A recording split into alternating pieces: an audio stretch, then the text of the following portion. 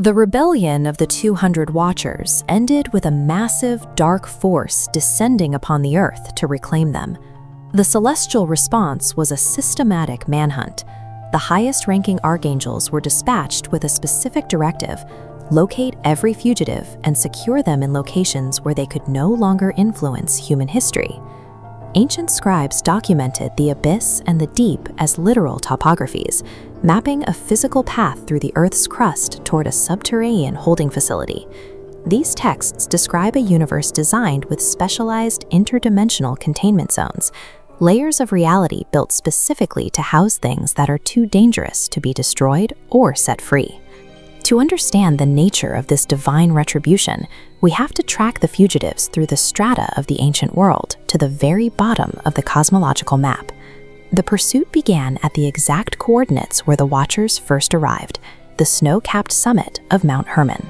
The archangels Michael, Gabriel, Raphael, and Uriel arrived as a high-level strike team. They weren't sent to negotiate. They were sent to bind the rebels and extract them from the physical world. The arrest warrant for these beings is found in the Book of Enoch and the Dead Sea Scrolls. These files meticulously record every leader taken into custody, describing the rebels scrambling to hide within mountain caves, trying to use the earth as a shield. But the physical mountains weren't deep enough. The archangels had to crack open the deeper architecture of the cosmos to build a prison capable of holding a celestial inmate. One inmate, Azazel, was singled out for a specialized sentence. The texts identify him as the leader who taught humanity the industrial arts of war, from the forging of swords to the crafting of breastplates. On God's command, Raphael took Azazel to a jagged subterranean pit in the desert known as Dudal, casting him into a hole dug deep into the earth. Azazel was pinned beneath rough, sharp stones and covered in absolute darkness. His sentence was total sensory deprivation. He was buried in a place where no light could reach his face. This solitary confinement became a foundation for the later ritual of the scapegoat.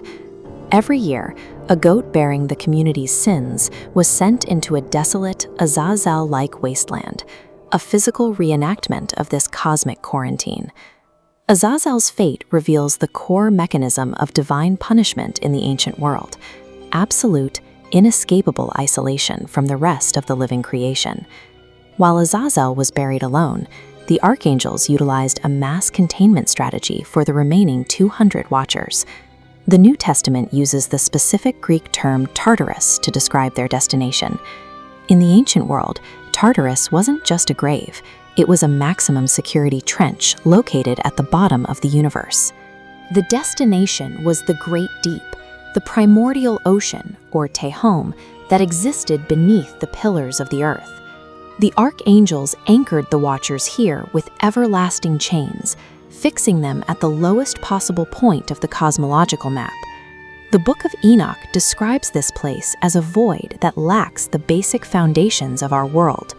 There is no heaven above, no solid earth below, and no water, just an immeasurable, chaotic chasm where the light of the sun and stars cannot reach.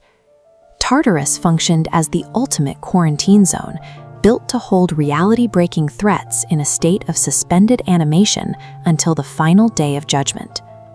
After the sweep, the archangels locked the gates. The ringleaders were in Tartarus, and their chief agitator, Azazel, was buried in the desert. But the containment was incomplete. While the Watchers were bound, their hybrid offspring, the Nephilim, left behind spirits that had no place in the heavens and no assigned cell in the abyss. The ancient texts describe these spirits as anomalies, entities that slipped through the initial celestial dragnet and remained active on the margins of the physical world. This suggests while the archangels documented the capture of the leaders, they recorded a terrifying logistical failure. Not everyone was taken down. The archangels locked the gate on the ringleaders, but they left a remainder on the surface. These spirits, unbound and unaccounted for, stayed behind, hidden among us, while their creators wait in the dark for a judgment that hasn't yet arrived.